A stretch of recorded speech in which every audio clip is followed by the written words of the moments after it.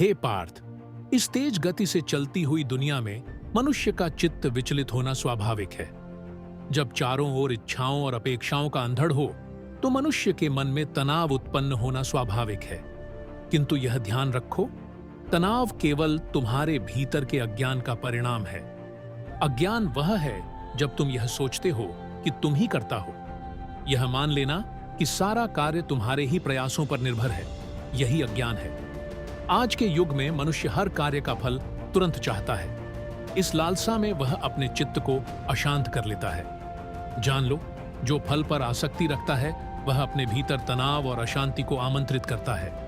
कार्य मत छोड़ो, बल्कि अपने कार्य को योग की भावना से करो। यह कर्म योग ही तुम्हें तनाव से मुक्ति दिलाएगा। जब तुम हर कर्म को समर्पण की भावना से करते हो तो तुम अपने भीतर गहराई से शांति का अनुभव करते हो।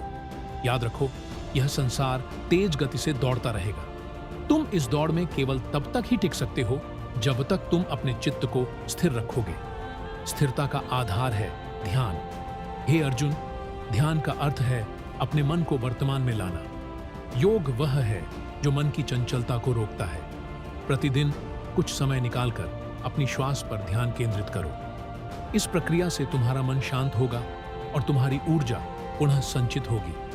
इसके अलावा तनाव से मुक्ति के लिए प्रकृति के साथ जुड़ना भी आवश्यक है। यह तेज भागती हुई दुनिया तुम्हें कभी कभी अपनी मूल प्रकृति से दूर ले जाती है।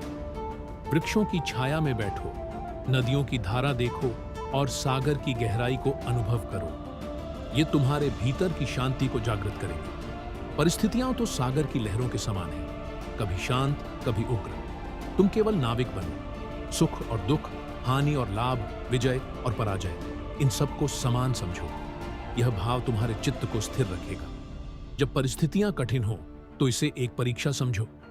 जो मनुष्य कठिन समय में धैर्य और स्थिरता से खड़ा रहता है वही सच्चा योद्धा है। हे पार्थ, इच्छाएं त्यागने की आवश्यकता नहीं, किंतु उनके प्रति आसक्ति छोड़नी होगी। त्याग से नहीं, योग से जीवन को संतुलित करो। अपनी इच्छाओं को साधन बनाओ, साध्य नहीं। अपने लक्ष्य को याद रखो और अपनी इच्छाओं को उसके लिए प्रेरणा बनने दो। और सबसे महत्वपूर्ण, अपने अंतःकरण को दिव्यता से जोड़ो। जब तुम हर कर्म को ईश्वर को अर्पित करोगे तो वह कर्म तुम्हारे लिए साधन बन जाएगा, न कि तनाव का कारण। हर व्यक्ति को कर्म करना ही है, परंतु उसे बंधन से मुक्त करना तुम्हारे हाथ में है। सदैव स्मरण रखो, वर्तमान में जियो। हर कर्म को समर्पण की भावना से करो। मन को ध्यान और साधना से स्थिर बनाओ। और सबसे महत्वपूर्ण, अपने जीवन के हर पल को ईश्वर को अर्पित करो। जब तुम ऐसा करोगे तब यह तेज रफ्तार वाली दुनिया भी तुम्हें विचलित नहीं कर पाएगी। तुम एक शांत और स्थिर योद्धा बनोगे जो हर परिस्थिति में विजयी होगा।